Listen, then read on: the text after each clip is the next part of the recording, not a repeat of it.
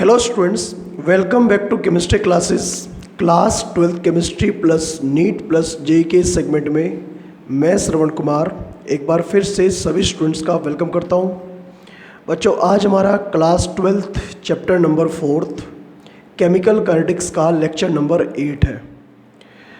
और जो हमारा लास्ट लेक्चर हुआ था उसमें हम लोगों ने 2-3 टॉपिक कंप्लीट कर दिए थे, जैसे कि एक तो रेट लो के ऊपर जितने भी पॉसिबल न्यूमेरिकल्स हो सकते थे वो हमने कंप्लीट कराए थे। उसके बाद जैसे कि रेट कांस्टेंट की जो यूनिट होती है अलग अलग ऑर्डर की रिएक्शन के लिए, वो भी एक टॉपिक कंप्लीट किया था। ओके, तो उम्मीद है जो टॉपिक हमने लास्ट लेक्चर में कंप्लीट कराया था उसके ऊपर बेस जितने भी क्वेश्चंस एनसीईआरटी में पॉसिबल हो सकते थे वो आपने देख भी लिए होंगे, कर भी लिए होंगे।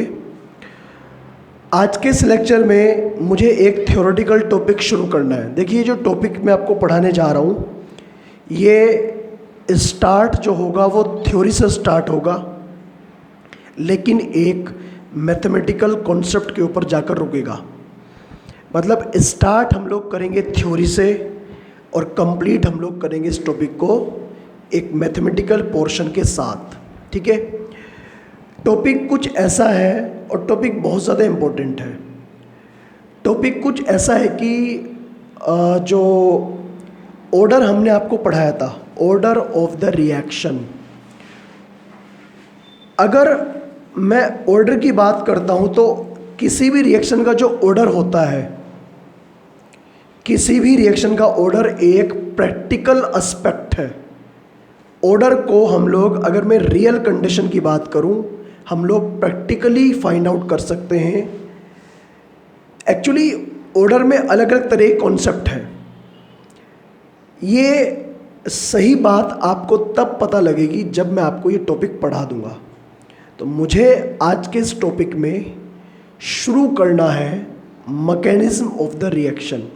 कुछ रिएक्शन के मैकेनिज्म होते हैं। मैकेनिज्म का मतलब क्या होता है कि अगर कोई रिएक्शन एक से ज़्यादा स्टेप में कंप्लीट हो, जैसे कुछ रिएक्शन तो ऐसी होती है कि A = B, ख़त्म, एक स्टेप में पूरी।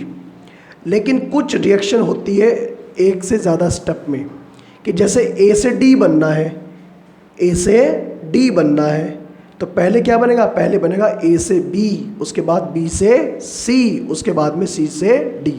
मतलब ये 3 स्टेप में हुई रिएक्शन कंप्लीट। ओके, लेकिन इनमें से कोई एक स्टेप ऐसा होगा जिससे हम लोग इस पूरी रिएक्शन का रेट डिसाइड करेंगे, क्योंकि रेट तीनों स्टेप पर तो डिपेंड कर नहीं सकता, किसी एक पर डिपेंड करेगा। अब किस पर करेगा, कैसे करेगा, यही बात हमें इस टॉपिक के अंदर पढ़नी है। तो चलिए हम लोग लेक्चर की शुरुआत करते हैं। और मैं ये टॉपिक बहुत ही धीरे धीरे, बहुत ही ईजी करके कोशिश करूँगा, बहुत धीरे धीरे पढ़ाऊँ। हो सकता है आज के लेक्चर में केवल यही टॉपिक पूरा हो, लेकिन क्योंकि समझने वाला टॉपिक है। ओके, और मैं कुछ चीज़ें, कुछ लाइंस आपको बोल के भी लिखवाऊंगा और ओनली यहाँ पर डिक्टेट करूँगा, तो आपको वीडियो को देख देख कर वो चीज़ें नोट करनी है। तो आपको हेडिंग डालनी है मैकेनिज्म ऑफ द रिएक्शन। ठीक है, चलिए लिखिए हेडिंग आज की, mechanism. Mechanism of the reaction। Mechanism of the reaction, किसी रिएक्शन की मैकेनिज्म। देखिए, मैकेनिज्म के बेस पर रिएक्शन 2 टाइप की होती है। लिख सकते हैं आप लोग ये बात, based on mechanism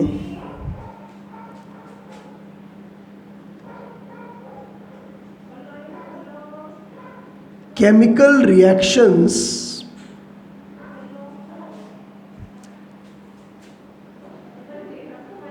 are of 2 types।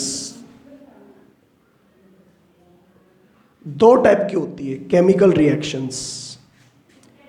इनमें से पहले नंबर पर जो रिएक्शन आती है उसका नाम है, पहले नंबर पर आती है एलिमेंट्री रिएक्शन।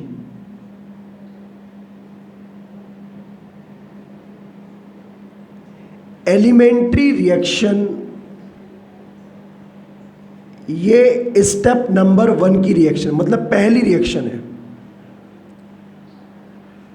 Elementary reaction. देखो, जो थ्योरेटिकल पार्ट में आपको बोलकर लिखूंगा, आपको बोलकर नोट कर मैं बोलूँगा, वो आपको नोट करना है। पहले समझ लीजिएगा, एलिमेंट्री रिएक्शन हम लोग बोलते किसे हैं? एलिमेंट्री रिएक्शन हम लोग बच्चों उसे बोलते हैं जो सिंगल स्टेप में कंप्लीट होती हो। मतलब जैसे अगर मैं यहाँ पर एग्जाम्पल दूँ आपको, जैसे ए कोई रिएक्टेंट है और वो कन्वर्ट हो रहा है प्रोडक्ट में, बस ए से सीधा प्रोडक्ट बन गया, एक ही स्टेप है, यही स्टेप है, ये इसका रेट कांस्टेंट, और मान लिया इसका कोफिशिएंट n है तो इसका रेट हो जाएगा r इज इक्वल टू के इंटू ए की पावर n। तो इस रिएक्शन में आप क्या कह सकते हैं कि r इसका रेट है रिएक्शन का, k इसका rate constant, a concentration of the reactant, और n क्या है? ऑर्डर। n यहाँ पर ऑर्डर है रिएक्शन का। तो आसान भाषा में तो ये कि एलिमेंट्री रिएक्शन हम लोग उसे बोलते हैं जो रिएक्शन सिंगल स्टेप में कंप्लीट हो जाती है, और वही स्टेप रेट डिसाइड करने में हेल्प करता है, और उसी स्टेप में जो कंसंट्रेशन की पावर है वही उसका ऑर्डर होता है। बस बात खत्म। ठीक है, तो ये तो आपको नोट करना ही करना है। ये कुछ आपको पहली हेडिंग डालनी है एलिमेंट्री रिएक्शन, और जब मैं अब आपको जो बोलने जा रहा हूँ उसे आपको नोट करना है। ठीक है, चलिए करिए स्टार्ट नोट करना। देखिए, those reactions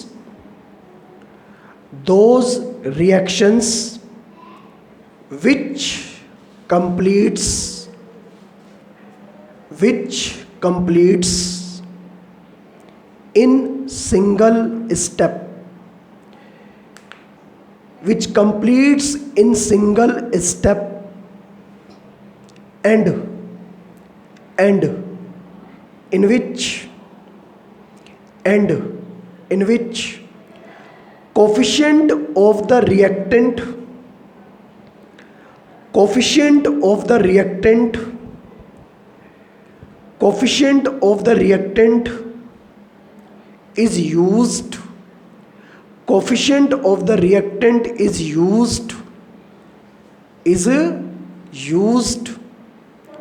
in the power of concentration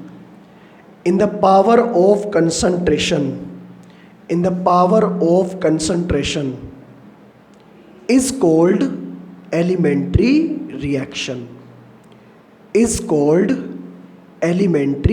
reaction, क्या बोलते हैं इसे बच्चों? Elementary reaction.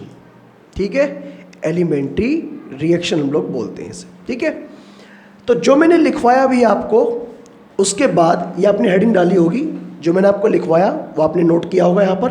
अब इसे नोट कर लीजिएगा यहाँ पर। ठीक है, इसे आप लोग नोट कर लीजिए पहले, वीडियो स्टॉप करके एक बार। ओके, तो आपने नोट कर लिया होगा। अब आपको तीसरा पॉइंट नोट करना है, सेकंड पॉइंट नोट करना है इसके बाद में। देखो, जिस रिएक्शन का ऑर्डर 0 होता है, 0 ऑर्डर किसका होता है? जिसमें कंसंट्रेशन की पावर 0 होती है, जिसमें n की वैल्यू 0 होती है, तो 0 ऑर्डर रिएक्शन कभी भी एलिमेंट्री रिएक्शन नहीं कहलाएगी। ये बात ध्यान रखनी है आपको। समझ गए बात को?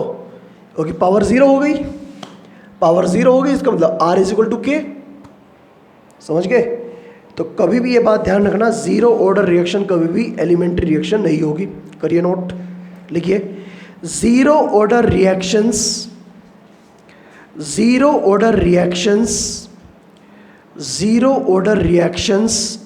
can never be can never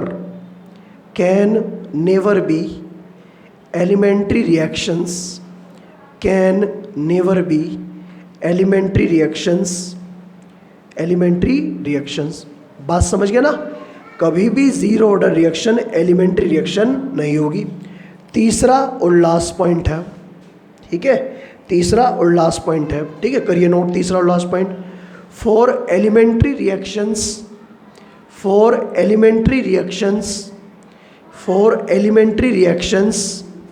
fractional order is not possible, fractional order is not possible, ठीक है। तो ये कुछ कॉन्सेप्ट है जो मैंने आपको लिखवाए, 2-3 बातें मैंने आपको बताई, अभी एक बार रिवाइज कर रहा हूँ 1 मिनट के लिए। मैंने आपको ये समझाया कि एलिमेंट्री रिएक्शन उसे बोलते हैं जो सिंगल स्टेप में पूरी होती है और जिसमें जो कोफिशिएंट होता है रिएक्टेंट का, उसी को हम लोग कंसंट्रेशन की पावर में यूज़ करते हैं और उसी को हम लोग क्या बोलते हैं, ऑर्डर, ठीक है, वो एलिमेंट्री रिएक्शन है। दूसरा पॉइंट मैंने लिखवाया आपको कि कोई भी जीरो ऑर्डर की रिएक्शन कभी भी एलिमेंट्री रिएक्शन नहीं होगी, क्योंकि अगर n की वैल्यू 0 हो गई तो n इज इक्वल टू 0, यहाँ 0 रखेंगे, ये वैल्यू 1 हो जाएगी, ये तो हो जाएगा ख़त्म, मतलब कंसंट्रेशन पर डिपेंड कर ही नहीं रही यहाँ पर रिएक्शन। और लास्ट पॉइंट ये लिखवाया कि आपको बताया था हमने कि जब ऑर्डर पढ़ाया था हमने कि जो ऑर्डर है 0 भी हो सकता है, पॉजिटिव, निगेटिव, फ्रैक्शनल, कुछ भी हो सकता है, लेकिन अगर कोई रिएक्शन एलिमेंट्री है तो एलिमेंट्री रिएक्शन का ऑर्डर कभी भी फ्रैक्शन में नहीं आएगा, या तो आएगा 1 या आएगा 2 या आएगा 3 या 4 या 5, कुछ भी आ सकता है, लेकिन कभी भी किसी एलिमेंट्री रिएक्शन का ऑर्डर ऐसे नहीं आएगा 1.5, 2.5 ऐसे नहीं आएगा, कंप्लीट नंबर में होगा। क्योंकि एक आप समझो बात को, इस कोफिशिएंट का मतलब नंबर ऑफ मोल्स, इस कोफिशिएंट को तो हम लोग क्या बोल रहे हैं, ऑर्डर बोल रहे हैं ना। अगर इसी स्टेप पर रेट डिपेंड करना है और एन को ही हम लोग ऑर्डर बोल रहे हैं, तो नंबर ऑफ मोल्स या तो लिए जाएंगे 1 या 2 या 3। किसी एक स्टेप में हम लोग हाफ मोल या 1.5 मोल, 2.5 मोल यूज़ नहीं कर सकते, ओके। तो इसीलिए किसी भी एलिमेंट्री रिएक्शन का ऑर्डर फ्रैक्शनल नहीं हो सकता, ठीक। तो ये एक हमने इंपॉर्टेंट टॉपिक आपके सामने कंप्लीट किया है। अब जो दूसरी रिएक्शन है, मतलब सॉरी, जो दूसरा टॉपिक है वो है कॉम्प्लेक्स रिएक्शन। मैंने कहा मैकेनिज्म के बेस पर रिएक्शन 2 टाइप की होती है, एक एलिमेंट्री और दूसरा कॉम्प्लेक्स। आप लोग हेडिंग डाल लीजिए कॉम्प्लेक्स रिएक्शन, और एक बार वीडियो को पॉज करके स्टॉप करके एक बार आप लोग जो अब तक मैंने पढ़ाया आपको एलिमेंट्री रिगार्डिंग, उसे एक बार ज़रा रिवाइज करिए, इमेजिन करिए एक बार उसे।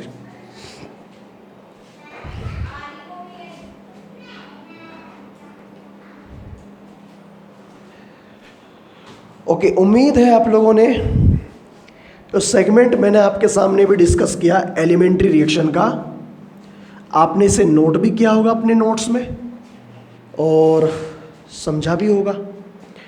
अभी जो मैं आपके सामने हेडिंग डलवाने जा रहा हूं वो है कॉम्प्लेक्स रिएक्शन।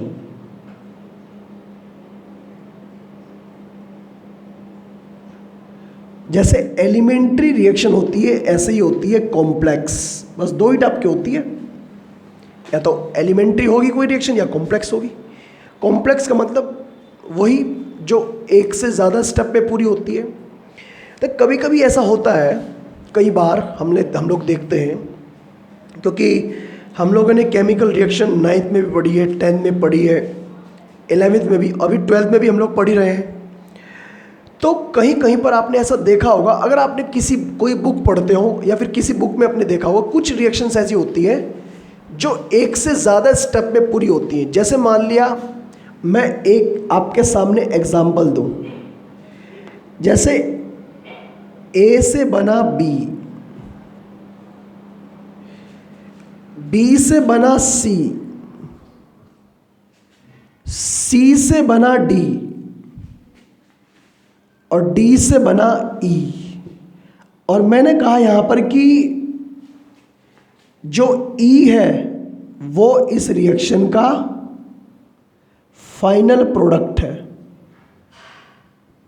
फाइनल प्रोडक्ट, और जो ए है वो इस रिएक्शन का रिएक्टेंट है। तो बहुत सारे स्टेप है इसके अंदर। कितने स्टेप है मान लीजिएगा, 1 2 3 4। तो हो सकता है 2 स्टेप में पूरी हो रही हो कोई रिएक्शन, 3 स्टेप में पूरी हो रही हो, 4 में, 5 में, कितने भी हो सकती है।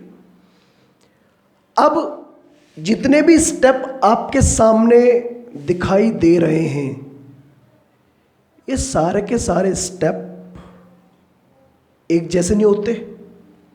इनमें से कुछ स्टेप स्लो होंगे और कुछ स्टेप फास्ट होंगे।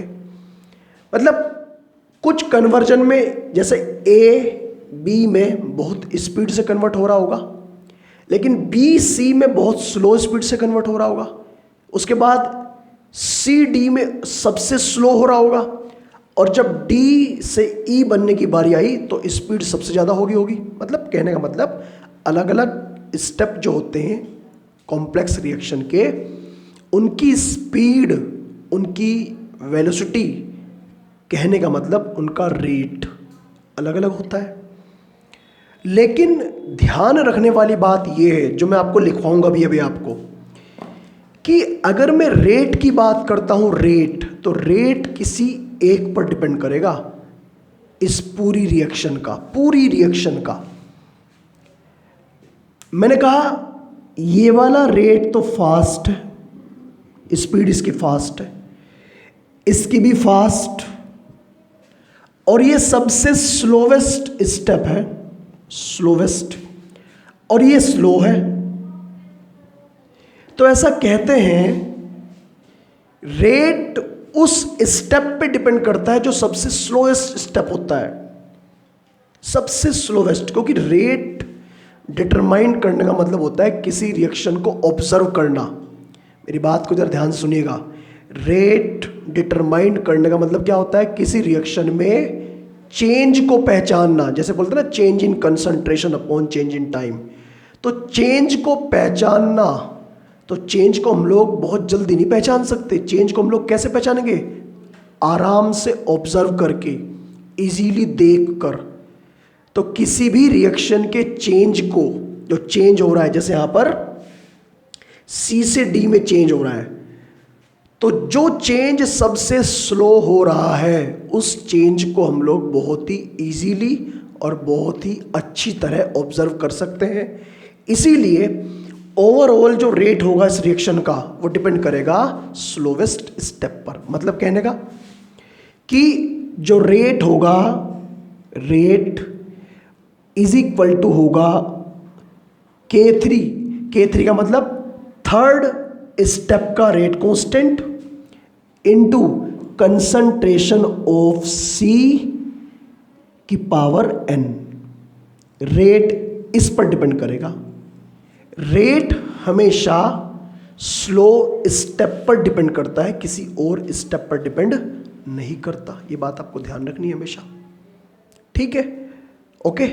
और जिस स्टेप पर रेट डिपेंड करेगा उसी स्टेप में यूज होने वाला कंसंट्रेशन की जो पावर है, उसी पावर को हम लोग क्या बोलेंगे, ऑर्डर। इसका मतलब कॉम्प्लेक्स रिएक्शन का अगर हमें ऑर्डर निकालना तो उसका हमें क्या पता होना चाहिए, उसका पता होना चाहिए हमें मैकेनिज्म, पूरा मैकेनिज्म, सारे स्टेप पता होने चाहिए हमें। अगर सारे स्टेप पता होंगे तो सारे स्टेप में से हम लोग क्या निकालेंगे, स्लो स्टेप, और स्लो स्टेप का रेट लिखेंगे, और जब हम लोग रेट लिख देंगे तो हम लोग क्या पता लगा लेंगे, ऑर्डर। तो यही कारण है ऑर्डर एक प्रैक्टिकल एस्पेक्ट है, ना कि थ्योरेटिकल एस्पेक्ट है।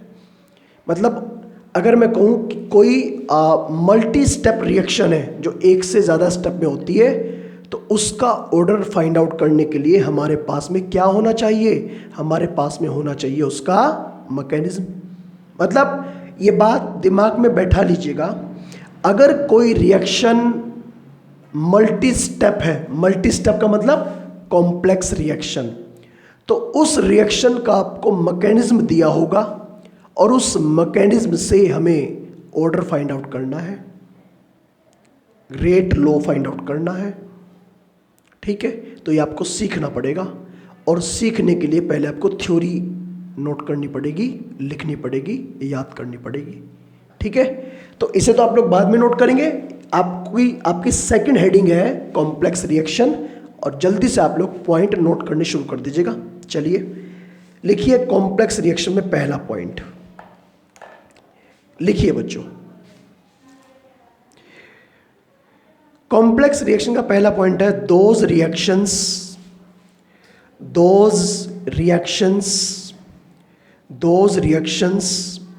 which complete in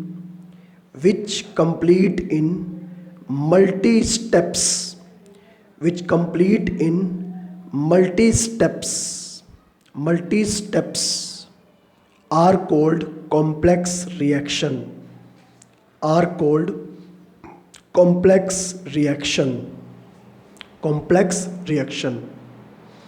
आगे लिखिए दूसरा point, For a complex reaction,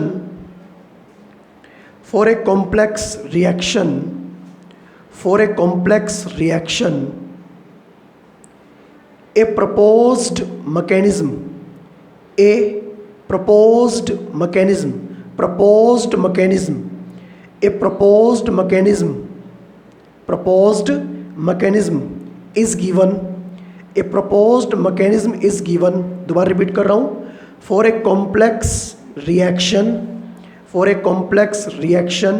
a proposed mechanism is given। किसी भी कॉम्प्लेक्स रिएक्शन के लिए एक प्रपोज्ड मैकेनिज्म, जो मतलब साइंटिस्ट लोग देते हैं मैकेनिज्म, भाई ये हो सकता है इसका, ऐसा मैकेनिज्म दिया होता है हमेशा। तीसरा पॉइंट लिखो, आगे लिखिए तीसरा पॉइंट, फॉर कॉम्प्लेक्स रिएक्शन। अब जितने भी पॉइंट मैं आपको लिखवाने जा रहा हूँ, हर पॉइंट इंपॉर्टेंट है, आपको आगे क्वेश्चंस करने में काम आएगा। लिखो, for a complex reaction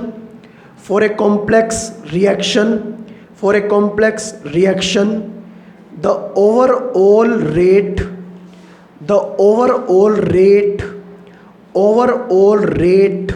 of the reaction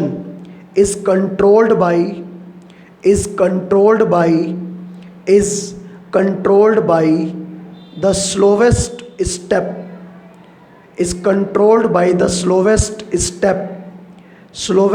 step which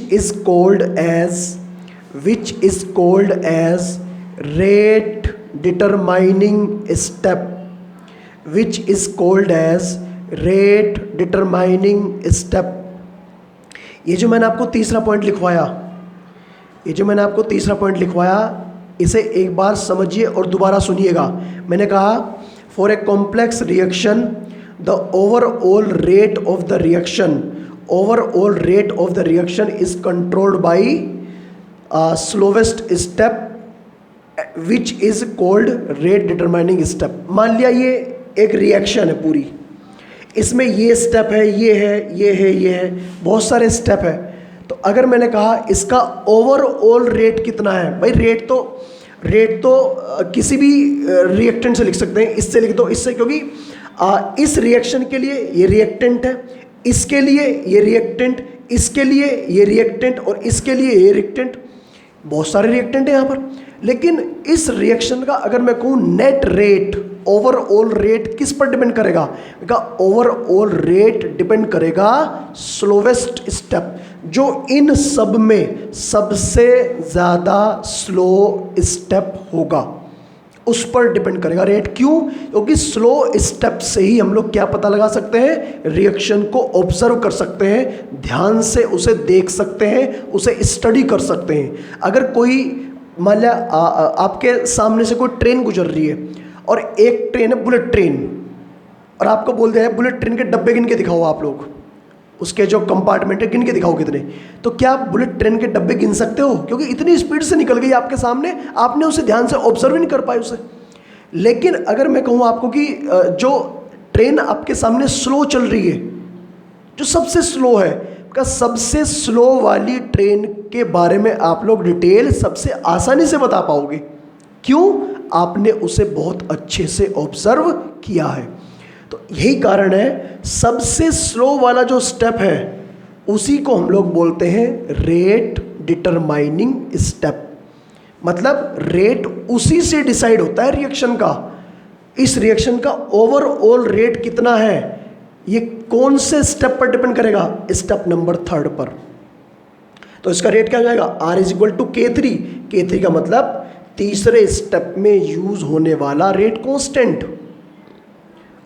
into ये रिएक्टेंट होगा इसका C की पावर n। n यहाँ पर ऑर्डर है, तो इसका मतलब इस रिएक्शन का जो ऑर्डर होगा, रियल ऑर्डर, वो क्या होगा? n, जो भी होगा n की वैल्यू।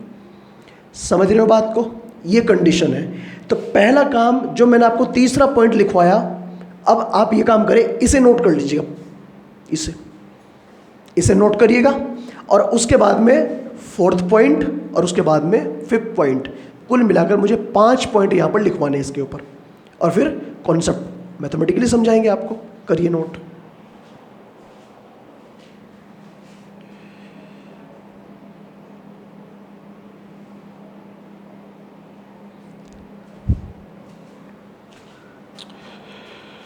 ओके, तो उम्मीद है आप लोगों ने ये नोट कर लिया होगा। तो एक बार इसे अच्छे से नोट करने के बाद में तीसरा और चौथा पॉइंट, 4th और 5th पॉइंट एक बार नोट करना शुरू करिए। चलिए, पॉइंट नंबर 4, बस 2 पॉइंट लिखवाने हैं और यहाँ पर पूरा करेंगे, उसके बाद में बाकी नेक्स्ट लेक्चर में हम लोग पढ़ाएंगे। लिखिए point number 4, in rate low expression, in rate low expression, rate low expression, rate of the reaction, rate of the reaction, rate of the reaction depends on concentration of reactants, concentration of reactants of slowest step, concentration of reactants of slowest step। ये कहा, जब किसी भी reaction का rate लो expression लिखते हैं तो उसमें रेट किस पर डिपेंड करता है? जो स्लो वाले स्टेप का रिएक्टेंट होता है। स्लो वाला स्टेप ये रहा, इसका रिएक्टेंट कौन सा? C। तो कंसंट्रेशन किस पर डिपेंड करती है? स्लो वाले स्टेप के रिएक्टेंट पर, जैसे यहाँ पर C पर डिपेंड कर रही है। इसके आगे कंटिन्यू करना आपको, इसके आगे कंटिन्यू करना, विच मस्ट बी फ्री, आगे लिखो, which must be free, which must be free from intermediates, which must be free from intermediates, जो इंटरमीडिएट से फ्री होना चाहिए। इसका मतलब क्या है? इसका मतलब ये है कि जिस स्टेप पर रेट डिसाइड हो रहा है, डिटरमाइंड हो रहा है, रेट जिस पर डिपेंड कर रहा है, उस स्टेप में केवल स्लो स्टेप का रिएक्टेंट आना चाहिए, इसके अलावा कोई और इंटरमीडिएट। हाँ भाई, यहाँ पर इंटरमीडिएट कौन है? यहाँ पर इंटरमीडिएट है B, D, ये सारे इंटरमीडिएट है। तो इस रेट में इंटरमीडिएट नहीं आना चाहिए, अगर आया है उसे हटा देना है। कैसे हटाएंगे? बात की बात है। 5वां और लास्ट स्टेप लिखो, 5वां और last step, if rate determining step, if rate determining step contain intermediate, if rate determining step contain intermediates, comma लगाएंगे, comma, its value is solved, its value is solved, its value is solved using K equilibrium, using K equilibrium, ये लिखो, using K equilibrium। अब इसे बताएंगे क्या होता है ये यूजिंग K equilibrium, इसे बोलते हैं इक्विलिब्रियम कांस्टेंट। बताएंगे अभी समय है इसके। K equilibrium of the fast step, of the fast step of the fast step, bracket में लिखो रिवर्सिबल स्टेप, फास्ट स्टेप और रिवर्सिबल स्टेप, ठीक है। तो यहाँ तक आप लोग नोट करिएगा, ठीक है। और आज का जो लेक्चर है मैं यहीं पर कंप्लीट कर रहा हूँ, क्योंकि आज का लेक्चर पूरा हो चुका है और नेक्स्ट लेक्चर की शुरुआत हम लोग यहीं से करेंगे, ठीक है स्टूडेंट। नेक्स्ट लेक्चर को यहीं से शुरू करेंगे। थ्योरेटिकल पार्ट कंप्लीट हो चुका है, अब हमें इसका मैथमेटिकल पार्ट शुरू करना है। ये जो मैकेनिज्म ऑफ द रिएक्शन है, अब आपको एग्जाम्पल की हेल्प से मुझे बात को समझाना है कि कैसे हम लोग 100 स्टेप पहचानते हैं, क्या हमें दिया होगा और कैसे हम लोग ऑर्डर फाइंड आउट करेंगे। तो आज के लिए इतना रखते हैं। Thank you, all the best.